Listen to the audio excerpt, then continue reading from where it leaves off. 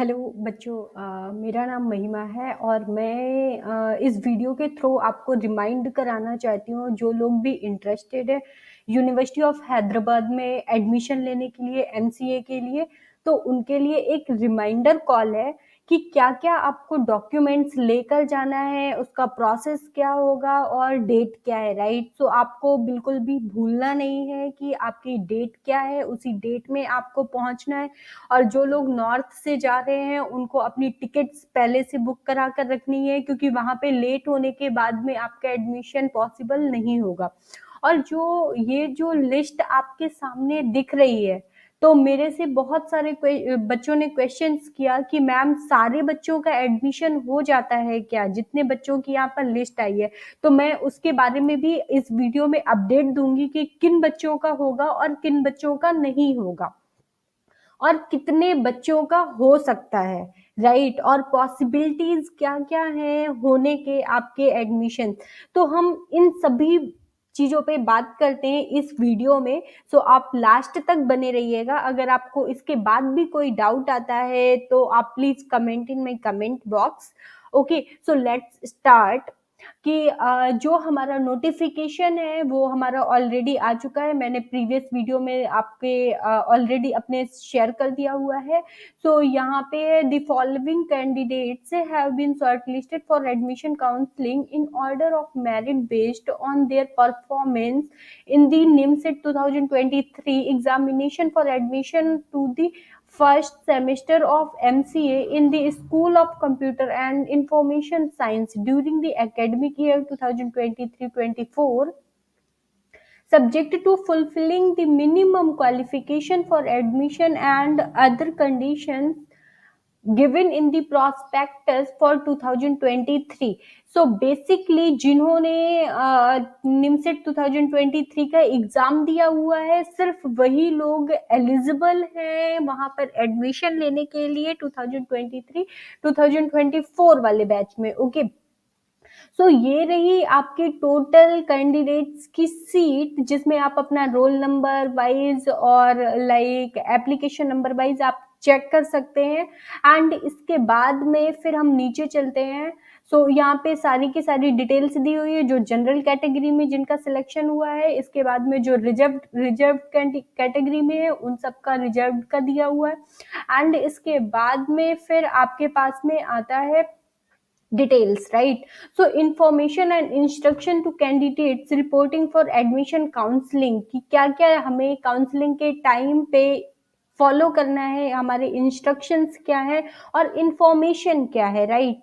तो ये सारी चीजें हम यहाँ पे देखेंगे कि रिपोर्टिंग जो टाइम है और जो डेट है वो है हमारी 9th of August 2023 9:30 AM। Okay, so आपको 9:30 AM पे वहां पे यूनिवर्सिटी के अंदर रिपोर्टिंग कर देनी है। वहां पे अपनी अटेंडेंस आपको फिल करा देनी है कि हाँ मैं अवेलेबल हूँ। ओके, सो यहाँ पे ओके यहाँ पे दिया हुआ है कि कोई भी प्रॉक्सी अलाउड नहीं है, कि अगर आप सोचो कि मेरी जगह पे कोई और चला जाए तो ये पॉसिबिलिटी वहां पे बिल्कुल भी नहीं है। आप अगर एडमिशन लेना चाहते हैं तो आपकी ही प्रेजेंस मायने रखती है, ठीक है। तो इस चीज को आपको नोट डाउन करना है कि आपको 9th ऑफ अगस्त यानी कि आज today is 7th and then 2 दिन बाद आपको वहां पे प्रेजेंट होना है। एक दिन बाद ही कह सकते हैं, सुबह मॉर्निंग में आपको 9th को प्रेजेंट होना है, राइट। सो ओके, सो उसमें टाइमिंग का भी दिया हुआ है कि इसके बाद की जो टाइमिंग है उसमें एडमिशन प्रोसेस नहीं होगा। अगर आप 9:30 पे वहां पे अवेलेबल नहीं होते हैं, अपनी अटेंडेंस नहीं लगाते हैं, तो फिर इसके बाद में आपका एडमिशन होना पॉसिबल नहीं होगा। अटेंडेंस का टाइम दिया हुआ है 9:30 to 10 o'clock। ओके, सो आपको इसी बीच में वहां पे अपनी प्रेजेंस दिखानी है कि हाँ मैं अवेलेबल हूँ आपके यहाँ एडमिशन लेने के लिए। इसके बाद में डॉक्यूमेंट्स के बारे में आता है कि candidate reporting for admission counselling are instructed to bring the following documents as application in original and set to set of photocopy. तो जितने भी डॉक्यूमेंट्स हैं आपके पास में ओरिजिनल डॉक्यूमेंट सबकी दो दो प्रिंट आउट कॉपी आपके पास होना चाहिए with self attested okay. So आपको 10th के सर्टिफिकेट, 12th के सर्टिफिकेट, बैचलर डिग्री सर्टिफिकेट और बैचलर डिग्री मार्क्स की सीट, क्योंकि बहुत सारे लोगों के यहाँ पे 2 सीट्स दी जाती हैं, किसी के यहाँ पे एक ही में दोनों चीज होता है, किसी में अलग अलग होता है, तो आपको दोनों लेकर जाना है। And recent photo size, passport size photo आप लेकर जाइएगा पासपोर्ट साइज की। Transfer certificate and migration certificate, ये भी आपको कॉलेज से वहां से ले लेना है कि आपका ट्रांसफर सर्टिफिकेट और माइग्रेशन सर्टिफिकेट आपको कॉलेज ऑलरेडी प्रोवाइड कर देगा, जिसको टीसी बोलते हैं हम, ठीक है। And copy of NIMCET score card, आपको निमसेट स्कोर कार्ड की कॉपी श्योर लेकर जानी है। एंड इसके बाद में signed medical declaration affidavit and annexure 1 to 5 affidavit at this link. Okay, so ये वाले क्वेश्चंस में बहुत सारे बच्चों को डाउट्स आया है कि इसमें क्या क्या लेके जाना है, क्या हमें मेडिकल सर्टिफिकेट कंपलसरी लेके जाना है या नहीं लेके जाना है। तो मैं इसके लिए भी बता दूं कि यस, आपको अगर यहाँ पर दिया हुआ है तो ये सारे के सारे डॉक्यूमेंट्स आपके होने बहुत जरूरी है, अदरवाइज वहां पर आपका कोई भी नहीं सुनेगा कि आपका ये डॉक्यूमेंट नहीं है तो वो किसी और को एडमिशन दे देंगे।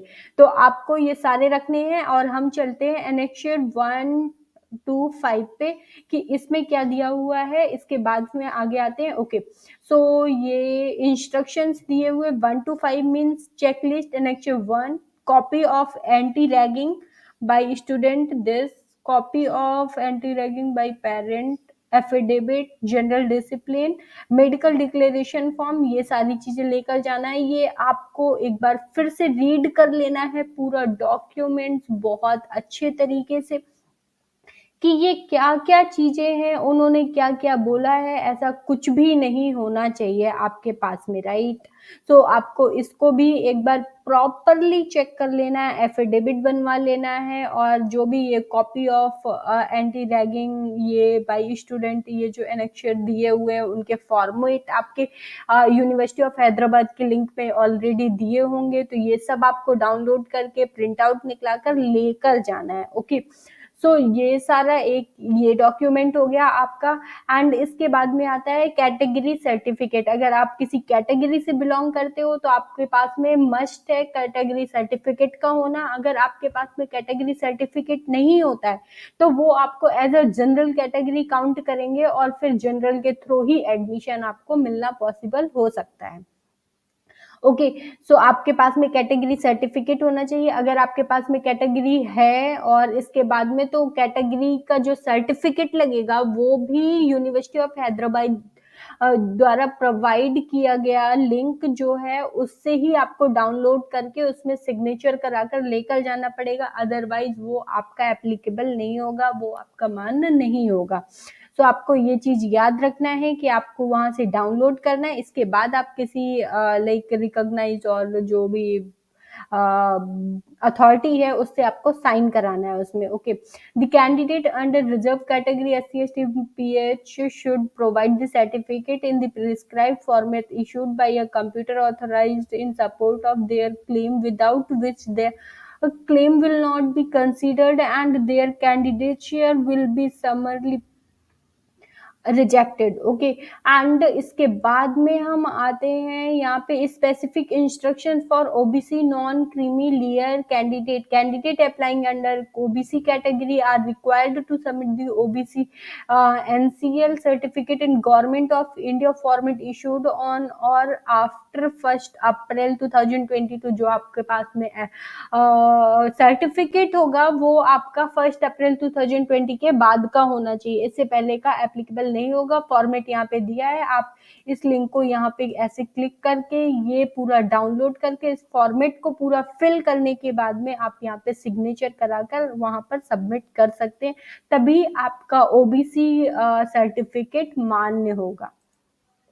ओके, एंड इसके बाद में आते हैं हम specific instructions for EWS candidate. जो EWS कैटेगरी से बिलोंग करते candidate candidates applying under EWS category should submit EWS certificate issued on or after 1st April 2023, same उसके लिए भी है। और ये आपके यहाँ पे इस लिंक पे क्लिक करेंगे तो आपको EWS सर्टिफिकेट का फॉर्मेट यहाँ पे मिल जाएगा और इसको आपको डाउनलोड करने के बाद में साइन कराकर इसकी जो भी डिटेल्स हैं वो फिल कर लेकर जाना है। ठीक है। एंड देन पेमेंट ऑफ फी, जो आपकी फी है वो आपकी है 30,290 रुपीज, ये आपको लेकर जाना है। आपको फर्स्ट सेमेस्टर की फी पे करना है साथ में, एंड हॉस्टल फी पे करनी पड़ेगी जितनी भी होगी। ठीक है। Candidate allowed a confirm seat after the admission counselling will be required to pay the admission and semester fee on the same day to confirm the seat.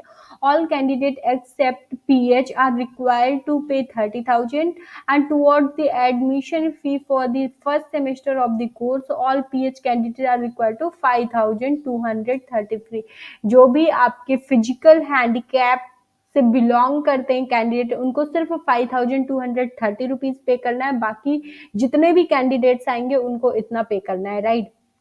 और अब आते हैं, हम देखते हैं SC/ST candidates from this state of Telangana. अगर जो SC/ST candidate हैं जो तेलंगाना से बिलोंग करते हैं, मतलब आंध्र प्रदेश से बिलोंग करते हैं, हैदराबाद से बिलोंग करते हैं, उनके पेरेंट्स की अगर मिनिमम लाइक इनकम 2 लाख से कम है पर ईयर, सो उनके लिए वहाँ पे वो लोग भी सिर्फ 5,230 रुपीज ही पे करेंगे। अदर देन दैट सारी फी पे करेंगे। ओके। फिर consequential vacancies, the consequential vacancies that occur due to the withdrawal of seats or cancellation of admission for various reasons will be filled with the next eligible candidate in the order merit who have reported and signed on the attendance seat on the day of admission counseling। तो इसका मतलब क्या है?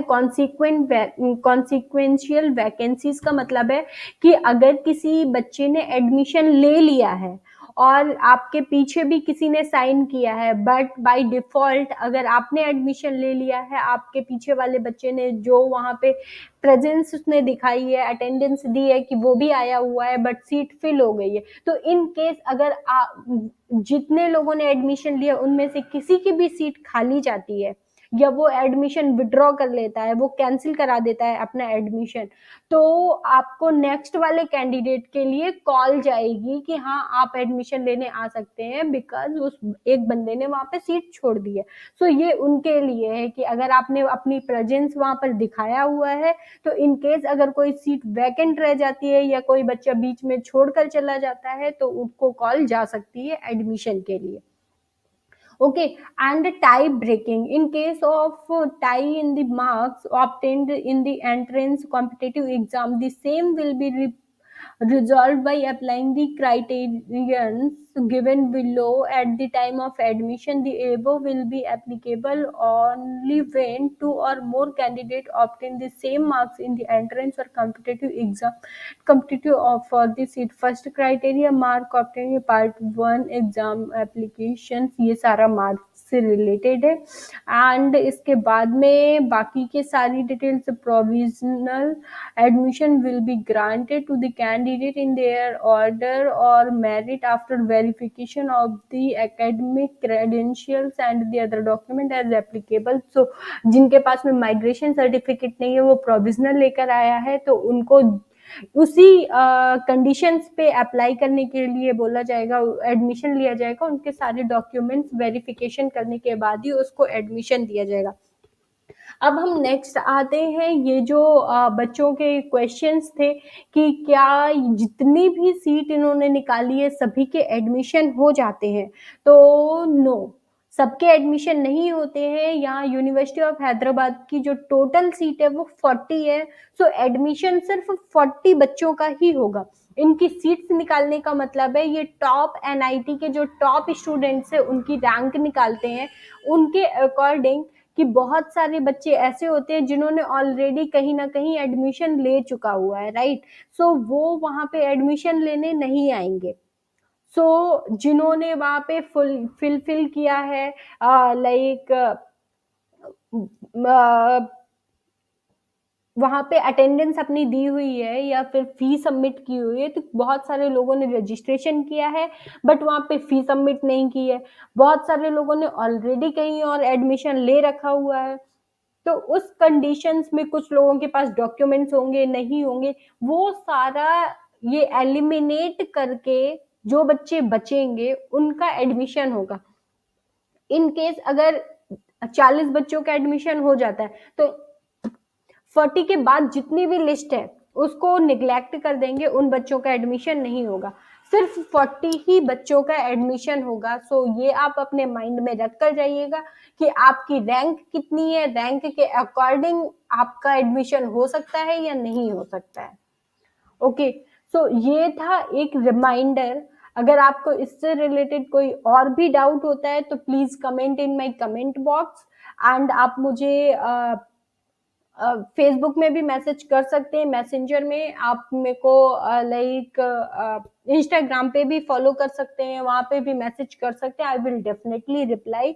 आपको किसी भी प्रकार का कोई डाउट होता है एड्रेस से रिलेटेड, यूनिवर्सिटी ऑफ हैदराबाद कैसे पहुंचेंगे, कैसे क्या, तो वो भी आप मेरे से पूछ सकते हैं। आपको कोई भी किसी भी प्रकार का डाउट होता है तो आप उसके रिगार्डिंग मुझसे बात कर सकते हैं। तो thank you, best of luck जिनका भी एडमिशन होने वाला है, जो लोग भी एडमिशन लेने वाले हैं, बहुत बहुत बहुत कॉन्ग्रेचुलेशन। एंड अच्छे से जाना, अपना और अपनी फैमिली दोनों की केयर करना, take care, and best of luck. Thank you.